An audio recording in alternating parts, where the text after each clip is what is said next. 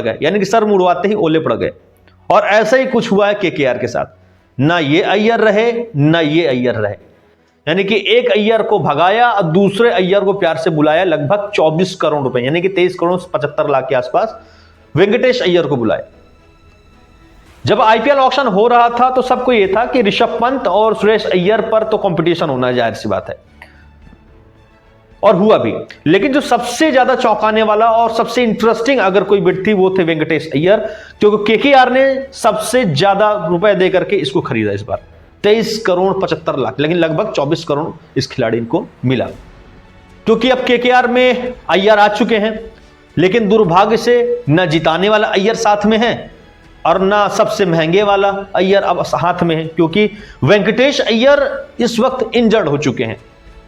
मध्य प्रदेश की तरफ से खेल रहे थे, मध्य प्रदेश और केरला के बीच मैच था और वेंकटेश अय्यर का एंकल मुड़ गया है, जिस वजह से अब केकेआर को शायद लगभग 24 करोड़ का फटका लग रहा है वाला है, क्योंकि वेंकटेश अय्यर के साथ बहुत बुरा हुआ।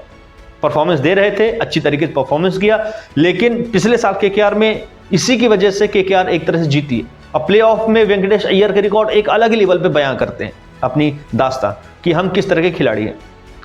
मध्य प्रदेश और केरला के बीच मैच चल रहा था, 11:30 बजे इनका एंकल मुड़ा और फिर ये बाहर गए, लेकिन फिर से 3:30 बजे वापस आते हैं अपने लंगड़ाते हुए पैर से और 42 रनों की एक इंपैक्टफुल पारी खेलते हैं।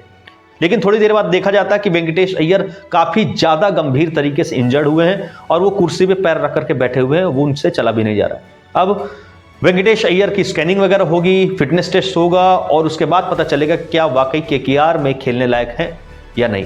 अगर इत्तेफाक से केकेआर में खेलने लायक नहीं होंगे तो फिर केकेआर के हाथ तो इस बार बहुत ही खतरनाक तरीके से हार लगने वाली है। शायद पिछले बार इस साल की अभी तक की केकेआर विनिंग टीम है, चैंपियन टीम है, और उस विनिंग चैंपियन टीम का जो चैंपियन खिलाड़ी है वो है वेंकटेश अय्यर।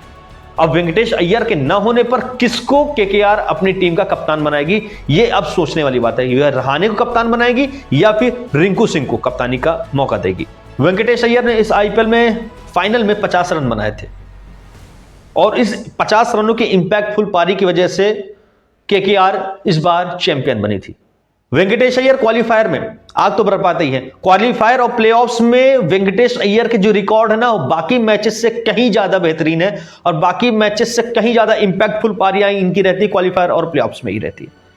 फाइनल की तो एक अलग ही दास्ता बयां करते हैं, बाकी किसी लीग मुकाबले में खेले ना खेले ढंग से, लेकिन क्वालिफायर और प्लेऑफ्स में ये बंदा हमेशा धागा खोला। इसका प्लेऑफ्स के रिकॉर्ड अगर हम बात करें तो भाई 78 का एवरेज है प्लेऑफ्स में। इसने अकेली खिलाड़ी है जिनके प्लेऑफ में 450 हैं, 4 अर्धशतक अकेला यही खिलाड़ी आईपीएल में जो प्लेऑफ्स में 4 अर्धशतक लगाया हुआ है। 28 गेंदों में 52 रन पहला क्वालिफायर, 26 गेंदों में 52 रन फाइनल में, 41 गेंदों में 55 रन, 32 गेंदों में 50 रन, 28 गेंदों में 51 रन, 26 गेंदों में 52 रन, ये सारे इसके क्वालिफायर और प्ले ऑफ्स के रिकॉर्ड है। और अब अगर इस कंडीशन में इस तरह का प्लेयर अगर केकेआर की तरफ से नहीं खेलता तो केकेआर के लिए वाकई बुरी खबर है और साथ ही साथ वेंकटेश अय्यर के लिए भी। अब क्या वेंकटेश अय्यर इस बार नहीं खेलेंगे केकेआर की तरफ से, तो केकेआर को वो इंपैक्टफुल पारी कौन खिलाड़ी दे सकता है? और बतौर कप्तान के दावेदार, क्योंकि सबसे महंगा खिलाड़ी के रूप में यही है और इन्हीं को केकेआर अपनी टीम का कप्तान बनाने के पूरे मूड में थी, क्योंकि खिलाड़ी के अंदर प्रतिभा है। ऐसा कप्तानी गुणों से भरा हुआ खिलाड़ी अब केकेआर के पास अगर नहीं होगा तो केकेआर क्या उसी तरीके का परफॉर्मेंस दे पाएगी जिस तरीके से देती चली आई है इस सीजन में? क्योंकि अब सुरेश अय्यर भी नहीं, सुरेश अय्यर पंजाब जा चुके हैं।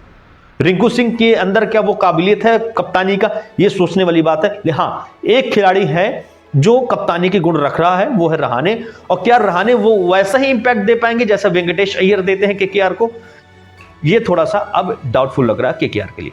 अब आपकी वेंकटेश अय्यर और केकेआर को लेकर के क्या राय है, कमेंट करके जरूर बताइएगा। साथ ही चैनल को सब्सक्राइब करके बेल आइकन दबाइएगा ताकि खबरों से हम आपको ऐसे ही रूबरू कराते रहें। फिलहाल इस वीडियो में इतना ही, दीजिए इजाजत। मिलते हैं अगली वीडियो में, तब तक के लिए जय हिंद, नमस्कार।